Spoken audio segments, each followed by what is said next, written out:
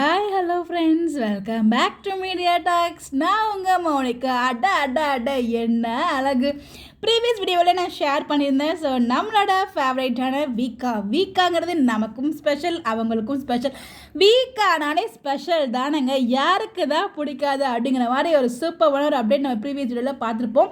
So one more happy news for வீக்கா fans and Mahanadhi fans. வீக்காவுக்கு வந்து பார்த்திங்கன்னா Galatta digital awards Galatta digital stars 2024க்கான பெஸ்ட் டியோ அவார்ட் வந்து பார்த்திங்கன்னா நம்மளோட ஃபேவரட்டான விஜய் காவேரி வந்து வாங்கியிருக்காங்க. ஸோ அந்த ஸ்பாட்டில் ரெண்டு பேரும் வந்து அந்த ஹாட்டின், இவங்க ஒரு வெரைட்டி ஆஃப் காட்டன் கொடுத்துருக்காங்க, அவங்க ஒரு வெரைட்டி ஆஃப் ஹாட்டின் வந்து கொடுத்துருக்காங்க.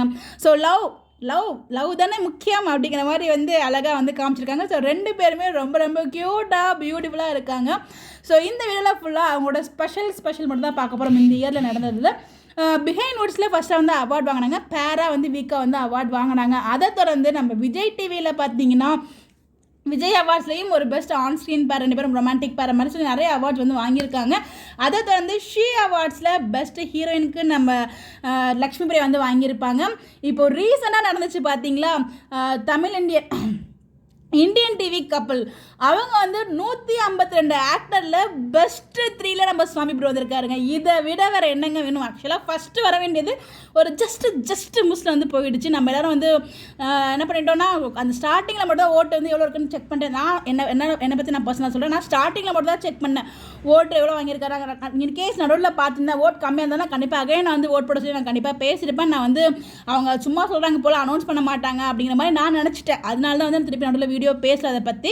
ஆனால் அவங்க ஓட்டு அந்த ஜஸ்ட் மிஸ்ஸில் நூலில் வந்து அந்த ஃபஸ்ட்டு வந்து மிஸ் பண்ணிட்டோம். பரவாயில்ல வேறு ஏதாவது அவார்ட், அதாவது ஓட் போட வச்சா கண்டிப்பாக நம்ம ஓட் போட்டு அவர் வந்து முதல் இடத்துல கொண்டு வரும். அதுதான் நம்ம வீக்காவோட ஸ்பெஷல். எப்பயுமே இப்போ லக்ஷ்மி பிரியாவுக்குமே ஓட்டிங் போயிட்டு இருக்கு. அதை பற்றி நான் வீடியோ போடணும்னு நினச்சிட்டே இருக்கேன், பட் போட முடியல. பட் கூட சீக்கிரம் வந்து அதை பற்றி நான் ஷேர் பண்ணுறேன்.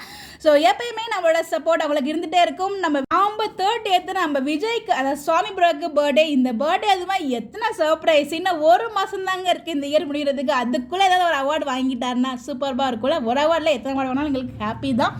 இன்னும் ஒரு ஸ்பெஷலாக இருக்கும். ஆல்ரெடி ஹாட்ரிக் அவார்ட் ரெண்டு பேரும் சேர்ந்து வாங்கியிருக்காங்க. இது ஒரு பெரிய ஸ்பெஷல். ஒரு வருஷத்தில் ஹாட்ரிக்ங்கிறது அவ்வளோ ஈஸியான விஷயமா என்ன? நம்ம கொண்டாடுறோம், அவங்களுக்கு கிடைக்குது.